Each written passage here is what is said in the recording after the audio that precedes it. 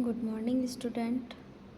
आज हम exercise therapy के एक बहुत इम्पॉर्टेंट टॉपिक को पढ़ेंगे जिसका नाम है स्टार्टिंग एंड डिराइव्ड पोजीशन। जब भी हम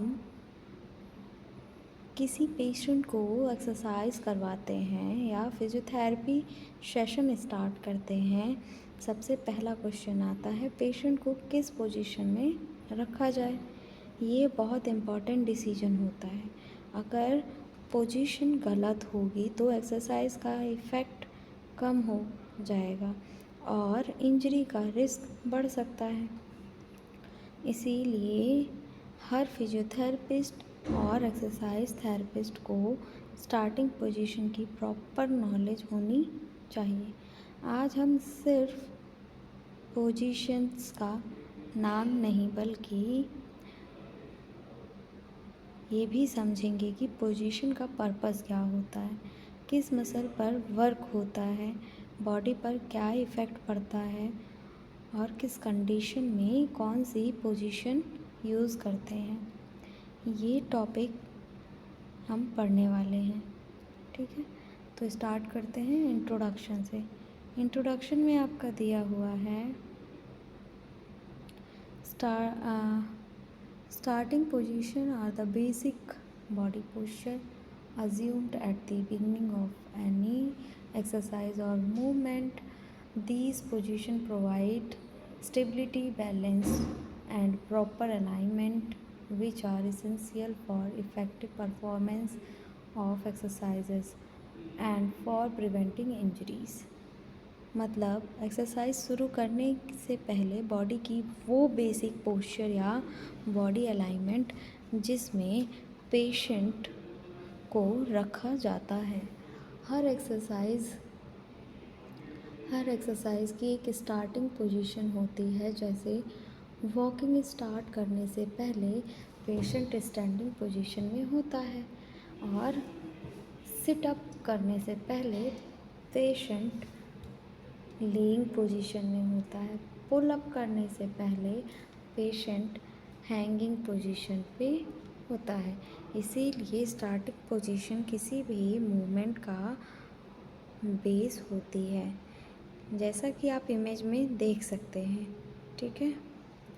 और स्टार्टिंग पोजीशन प्रोवाइड करती है स्टेबिलिटी, बैलेंस, प्रॉपर अलाइनमेंट और इफ़ेक्टिव परफॉर्मेंस, इंजरी प्रिवेंशन, ये सब प्रोवाइड करती है, ठीक है।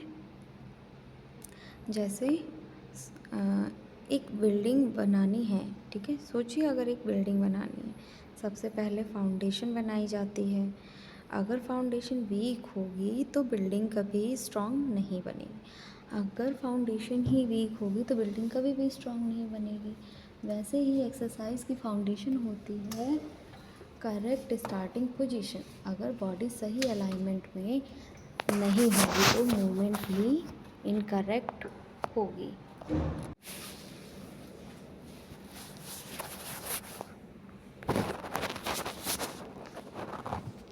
तो वैसे ही अगर बॉडी सही अलाइनमेंट में नहीं होगी तो मूवमेंट भी इनकरेक्ट होगा। अब आते हैं डेफिनेशन पे। तो इसकी डेफिनेशन है a starting position is a specific posture assumed by the body before an exercise और एक्टिविटी बीइंग्स, ठीक है। तो इसमें क्या दिया हुआ है, एक्सरसाइज स्टार्ट होने से पहले बॉडी जिस पोस्चर में होती है उसे स्टार्टिंग पोजीशन कहते हैं। ये बॉडी को मूवमेंट के लिए प्रिपेयर करती है, प्रॉपर मसल एक्टिवेट करती है और मूवमेंट को सेफ बनाती है और डिज़ायर्ड रिज़ल्ट अचीव करने में हेल्प करती है, ठीक है। जैसे मान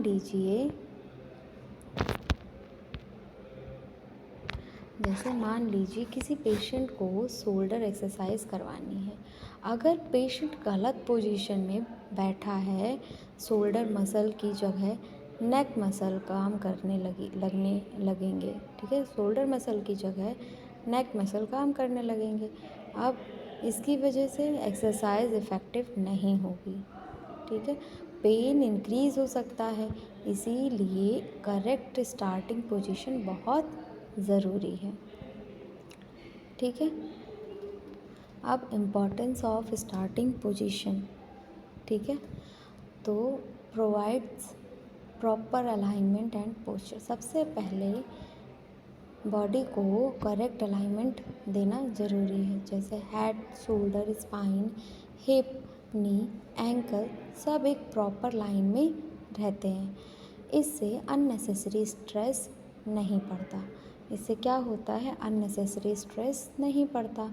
जैसे स्टैंडिंग पोजीशन में, हेड स्ट्रेट में और शोल्डर रिलैक्स्ड में और एब्डोमेन टाइट में, फीट पैरेलल में, ये सब मिलकर प्रॉपर पोस्चर बनाते हैं। ये सब मिलकर क्या बनाते हैं, प्रॉपर पोस्चर बनाते हैं। Ensure maximum efficiency of movement.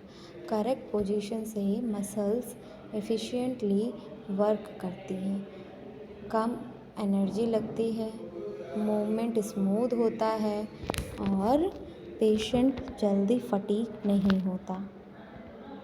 इसके एग्जाम्पल हैं, चेयर से उठते वक्त अगर फीट प्रॉपर पोजीशन में हैं तो पेशेंट इजीली खड़ा हो जाएगा, लेकिन अगर फीट बहुत आगे हैं या पीछे हैं तो उठना डिफ़िकल्ट हो जाएगा। ठीक है, अब नेक्स्ट है help in activation of correct muscle group. ठीक है, स्टार्टिंग पोजीशन उस मसल को एक्टिवेट करती है। स्टैंडिंग पोजीशन, क्वाड्रिसेप्स और ग्लूटियस, काफ मसल, कोर, ये मसल एक्टिवेट हो जाती हैं। ये जितनी भी मसल्स मैंने बताई हैं, ये सारी मसल्स इसमें क्या होती हैं, एक्टिवेट हो जाती हैं। नेक्स्ट पॉइंट है प्रिवेंट स्ट्रेन एंड इंजरी। गलत पोस्चर से muscle strain, ligament injury, joint pain, back pain सब हो सकता है। करेक्ट स्टार्टिंग पोजीशन बॉडी को सेफ रखती है। ठीक है, जैसे अगर पेशेंट स्लिप डिस्क से सफ़र कर रहा है और उसे गलत लिफ्टिंग पोजीशन सिखा दी गई तो उसका पेन और इंक्रीज़ हो सकता है। इसीलिए थेरेपिस्ट पहले पोजीशन करेक्ट करता है, एक्सरसाइज बाद में। ठीक है, useful in assessment and treatment planning. Physiotherapist patient की बॉडी पोस्चर देखकर ही डिसाइड करता है पेशेंट स्टैंडिंग कर सकता है या नहीं, बैलेंस कैसा है और मसल्स स्ट्रेंथ कितनी है, जितनी मूवमेंट जॉइंट मूवमेंट कितना है और इसके अकॉर्डिंग ट्रीटमेंट प्लान बनाता है। ठीक है, essential for balance, stability and coordination. Correct position improve करती है balance, coordination, body control, wait distribution. ये स्पेशली इम्पॉर्टेंट है एल्डरली पेशेंट में, स्ट्रोक पेशेंट में, पार्किंसंस डिजीज़ में, बैलेंस डिसऑर्डर में और ऑर्थोपेडिक डिसऑर्डर में। ठीक है, ऑर्थोपेडिक रिहैबिलिटेशन में। अब जनरल गाइडलाइंस इसकी हैं, एक्सरसाइज शुरू करने से पहले कुछ रूल्स फॉलो करना बहुत ज़रूरी होता है, जैसे maintain correct posture and alignment.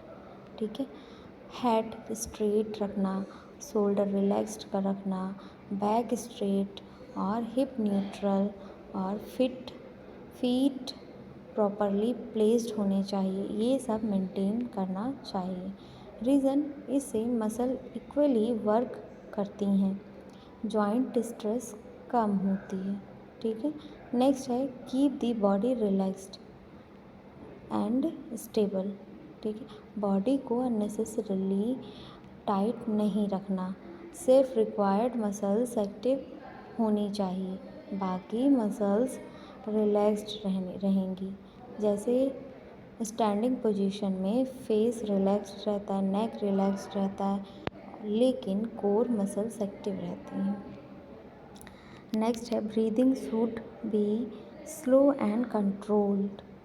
ठीक है, एक्सरसाइज के दौरान ब्रीदिंग कभी भी होल्ड नहीं करनी चाहिए। डीप ब्रीदिंग मेंटेन करनी चाहिए। इससे ऑक्सीजन सप्लाई इम्प्रूव होती है और फटीग कम होती है, ब्लड सर्कुलेशन इम्प्रूव होता है। ठीक है, जैसे आप लोग बताइएगा मुझे कि एक्सरसाइज के दौरान ब्रीदिंग रोकनी चाहिए या नहीं। अभी मैंने आंसर दिया आपको, नहीं। ठीक है, ब्रीदिंग नॉर्मल और कंट्रोल्ड होनी चाहिए। ठीक है, ब्रीदिंग को रोकेंगे नहीं, वो नॉर्मल और कंट्रोल्ड वे में होनी चाहिए। नेक्स्ट है position should be comfortable and pain free.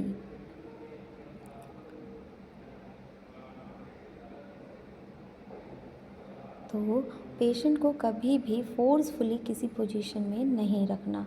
अगर पेन हो तो पोजीशन मॉडिफाई करनी चाहिए। जैसे नी अर्थराइटिस, पेशेंट को नीलिंग पोजीशन में ज़्यादा देर नहीं बैठाया जाता। ठीक है, और नेक्स्ट है आपका यूज़ सपोर्ट और प्रॉप्स इफ़ रिक्वायर्ड।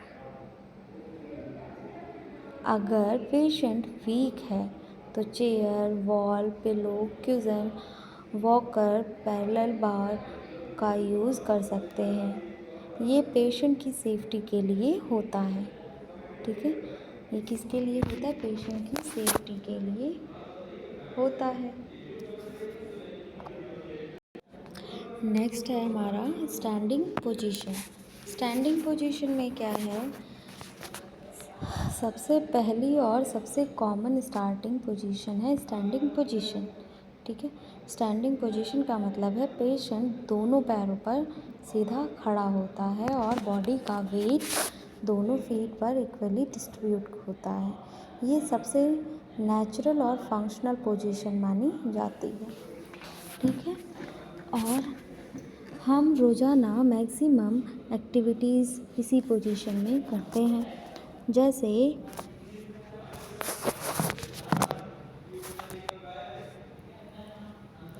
जैसे walking, running, climbing stairs, lifting object, sport activities. ठीक, इसीलिए इससे फंक्शनल स्टार्टिंग पोजीशन भी कहा जाता है। इसे क्या कहा जाता है? फंक्शनल स्टार्टिंग पोजीशन भी कहा जाता है। ठीक है, अब है करेक्ट बॉडी अलाइनमेंट। ठीक है, करेक्ट बॉडी अलाइनमेंट, जैसे कि इसमें इमेज में आप देख सकते हैं जो पॉइंट्स दिए हैं उनको देखिए। ठीक है, जो इमेज में पॉइंट्स दिए गए उनको देखते हैं। ठीक है, तो यहाँ पर है हेड इरेक्ट। हेड इरेक्ट में क्या है? देखिए, पहला दिया हुआ है इमेज स्टैंडिंग पोजीशन में हेड इरेक्ट दिया हुआ है।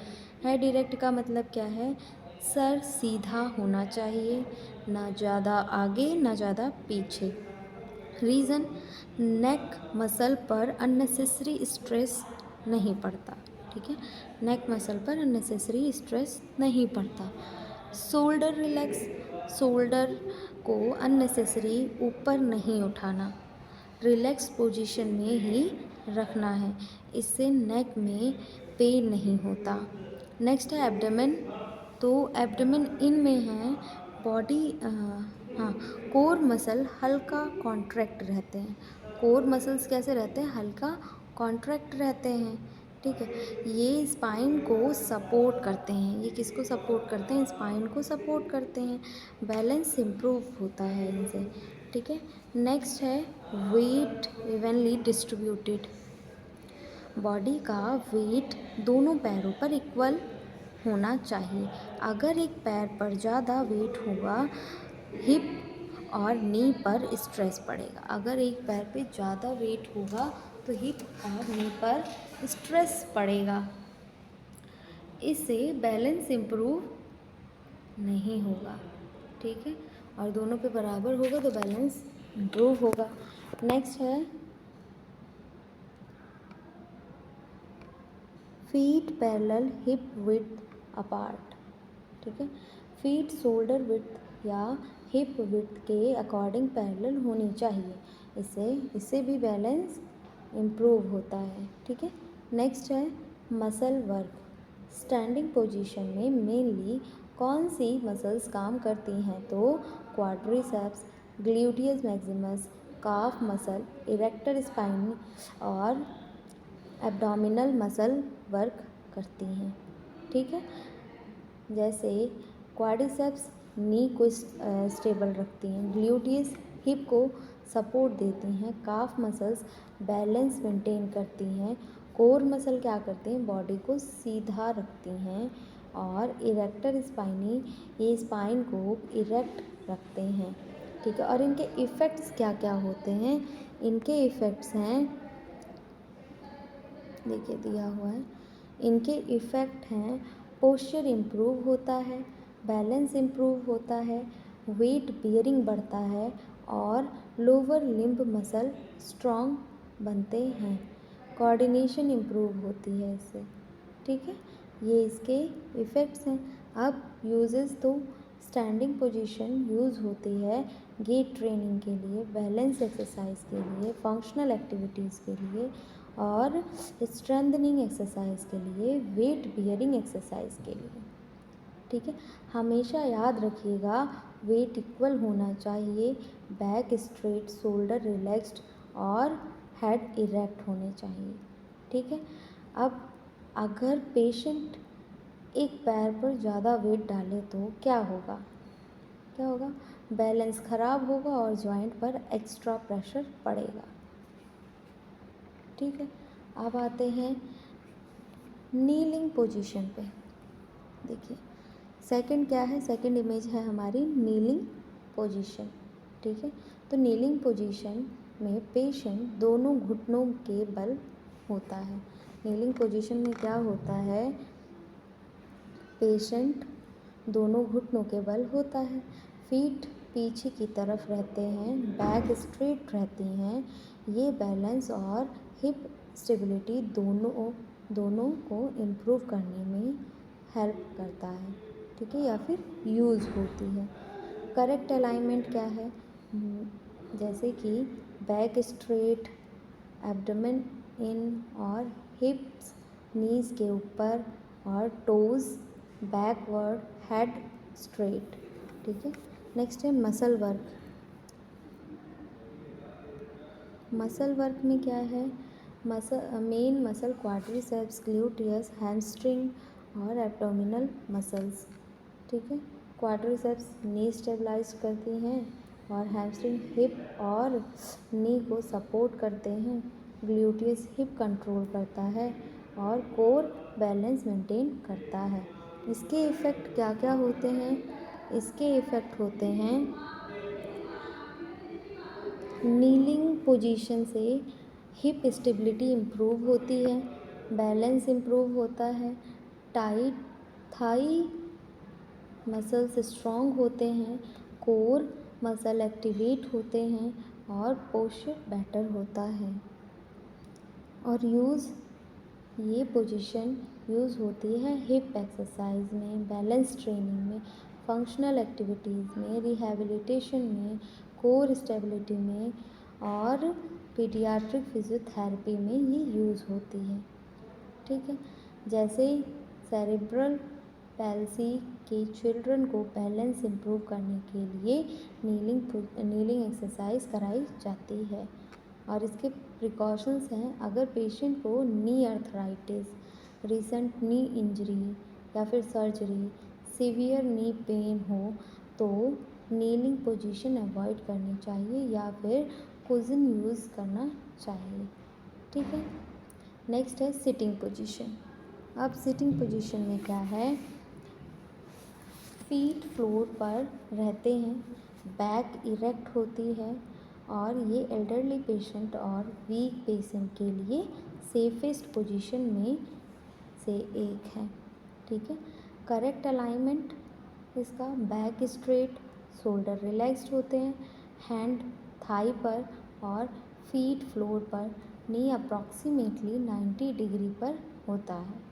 ठीक है, इसमें भी कुछ मसल्स वर्क करती हैं, इरेक्टर और एब्डोमिनल्स और quadriceps, hip flexor.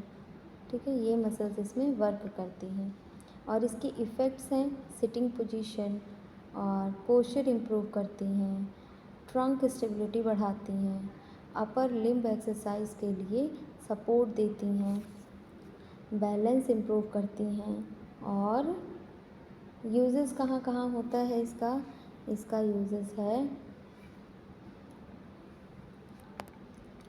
Upper limb exercise में, ब्रीदिंग एक्सरसाइज में, रिलैक्सेशन में, हैंड फंक्शन ट्रेनिंग में, और रिस्ट एक्टिविटीज़ में, फीडिंग ट्रेनिंग में, और ऑक्यूपेशनल थेरेपी में। ठीक है, इसके कुछ की पॉइंट्स हैं। बैक चेयर से प्रॉपरली सपोर्ट हो, और फीट फ्लोर पर फ्लैट हो, स्पाइन इरेक्ट हो, और शोल्डर रिलैक्स हो। ठीक है, जैसे कि वीक पेशेंट को स्टैंडिंग करवाना मुश्किल होता है। ठीक है, इसीलिए फिजियोथेरेपिस्ट पहले सिटिंग पोजीशन बैलेंस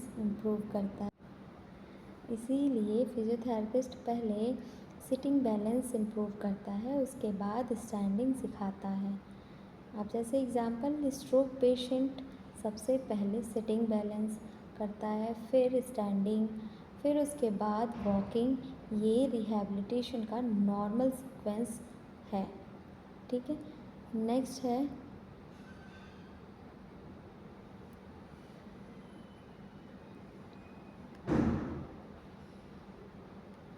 आपका लेइंग सुपाइन। लेइंग सुपाइन में क्या है, इसमें सुपाइन लेइंग पोजीशन का मतलब है कि अपनी पीठ या बैक के बल सीधा लेटा हुआ होता है पेशेंट। ठीक है, फेस ऊपर की तरफ होता है। इस पोजीशन को रेस्टिंग पोजीशन भी कहा जाता है। क्या कहा जाता है इस पोजीशन को? रेस्टिंग पोजीशन भी कहा जाता है, क्योंकि इसमें बॉडी का मैक्सिमम सपोर्ट बेड या ट्रीटमेंट टेबल से मिलता है। ये सबसे कंफर्टेबल और स्टेबल पोजीशन में से एक है। करेक्ट बॉडी अलाइनमेंट, इमेज में आप देख सकते हैं, हेड पिलो पर सपोर्टेड है, आर्म्स बॉडी के साइड में रिलैक्स्ड हैं, और लेग्स स्ट्रेट और एक्सटेंडेड हैं। स्पाइन न्यूट्रल पोजीशन में है। ये अलाइनमेंट पेशेंट को कंफर्ट और सेफ्टी प्रोवाइड करती है। नेक्स्ट है मसल वर्क में क्या है? मसल वर्क में एब्डोमिनल मसल्स, ग्लूटियल मसल, और क्वाड्रिसेप्स, डीप नेक फ्लेक्सर। ठीक है, ये सब मसल वर्क करती हैं। एब्डोमिनल मसल स्पाइन को सपोर्ट करती हैं, ग्लूटियल मसल पेल्विस को स्टेबल रखती हैं, क्वाड्रिसेप्स लेग को एक्सटेंड पोजीशन में मेंटेन रखती हैं, और डीप नेक फ्लेक्सर नेक की अलाइनमेंट को मेंटेन रखती हैं। ध्यान रहे, स्टैंडिंग पोजीशन की तरह मसल्स यहाँ कंटिन्यूसली हार्ड वर्क नहीं करती, क्योंकि बॉडी को टेबल सपोर्ट देता है। ठीक है, अब आते हैं इफ़ेक्ट पे। तो इफ़ेक्ट, बॉडी रिलैक्स होती है, स्पाइनल लोड कम होता है, ब्लड सर्कुलेशन इम्प्रूव होता है, मसल टेंशन कम होती है, पेन में रिलीफ मिल सकता है। ठीक है, इसीलिए सर्जरी के बाद या सीवियर वीकनेस वाले पेशेंट को अक्सर इसी पोजीशन में रखा जाता है। ठीक है, और इसके यूजेस एब्डोमिनल एक्सरसाइजेस में, स्ट्रेट लेग रेजिंग में, और ब्रिजिंग एक्सरसाइजेस में, और रिलैक्सेशन थेरेपी में, थेराप्यूटिक एक्सरसाइज में, पेशेंट एग्जामिनेशन में। इसके कुछ याद रखने वाले पॉइंट्स हैं, जैसे कि हेड प्रॉपरली सपोर्टेड होना चाहिए, स्पाइन न्यूट्रल पोजीशन में हो, आर्म्स रिलैक्स्ड हों, लेग्स स्ट्रेट हों। अगर पेशेंट को लो बैक पेन हो तो नी के नीचे पिलो दिया जा सकता है। ठीक है, अगर मैं इसे क्लिनिकल एग्जाम्पल के थ्रू बताऊं आपको, तो अगर पेशेंट का बीपी लो है या सर्जरी के बाद रेस्ट की ज़रूरत है तो फिजियोथेरेपिस्ट स्पाइन पोजीशन में ही असेसमेंट और ट्रीटमेंट शुरू करता है। ठीक है, जैसे सुपाइन पोजीशन में पेशेंट किस तरफ फेस करता है तो आंसर होना चाहिए सीलिंग की तरफ फेस अपवर्ड होता है। ठीक है, अब आ गया हैंगिंग पोजीशन। हैंगिंग पोजीशन में पेशेंट दोनों हाथों से किसी हॉरिजॉन्टल बार को पकड़कर लटका होता है। ये पोजीशन शोल्डर ग्रिडल और अपर बॉडी को स्ट्रेंथन करने के लिए यूज़ होती हैं। जिम्नास्टिक और एक्सरसाइज थेरेपी दोनों में इसका बहुत यूज़ होता है। करेक्ट अलाइनमेंट क्या है? आर्म फुली एक्सटेंड होने चाहिए, शोल्डर एक्टिव होने चाहिए, बॉडी एक स्ट्रेट लाइन में होनी चाहिए, लेग जो है रिलैक्स्ड और नीचे की तरफ होने चाहिए। अब इसमें मसल वर्क क्या होता है? मसल वर्क इसमें ग्रिप मसल्स, शोल्डर ग्रिडल मसल्स और लेस्टिसिमस डोर्सी और कोर मसल्स, और इन सब मसल्स का क्या काम है? जैसे ग्रिप मसल बार को पकड़ने में हेल्प करती हैं, शोल्डर ग्रिडल मसल शोल्डर को स्टेबलाइज करती हैं और लेटिसिमस डोर्सी अपर बॉडी को सपोर्ट करता है और कोर मसल बॉडी को स्विंग होने में रोकता है। ठीक है, स्विंग होने से रोकता है। और इसके इफ़ेक्ट क्या क्या हैं? स्पाइन की डिकम्प्रेशन होती है, शोल्डर मोबिलिटी इम्प्रूव होती है, ग्रिप स्ट्रेंथ बढ़ती है, अपर बॉडी स्ट्रॉन्ग होती है। यूज़ क्या है? हैंगिंग पोजीशन का यूज़ इसमें होता है। ठीक है, क्या यूज़ होता है? स्पाइनल डिकम्प्रेशन और shoulder mobility exercises, grip strengthening, upper limb strengthening, gymnastic और ट्रेनिंग। ठीक है, इसके कुछ की पॉइंट्स हैं, जैसे बार को फर्मली पकड़ें और बॉडी को अननेसेसरी स्विंग ना करें और शोल्डर एक्टिव रखें और ब्रीदिंग नॉर्मल रखें। जैसे क्लिनिकल इम्पॉर्टेंस इसका है, शोल्डर स्टिफनेस या वीकनेस ग्रिप वाले पेशेंट में मॉडिफाइड हैंगिंग एक्सरसाइजेस थेरेपिस्ट की सुपरविज़न में कराई जा सकती है। तो क्लास ये था हमारा क्या स्टार्टिंग पोजीशन। ठीक है, हमने इसमें 5 स्टार्टिंग पोजीशन पढ़ी। ठीक है, इसके बाद हम पढ़ेंगे डिराइव्ड पोजीशन।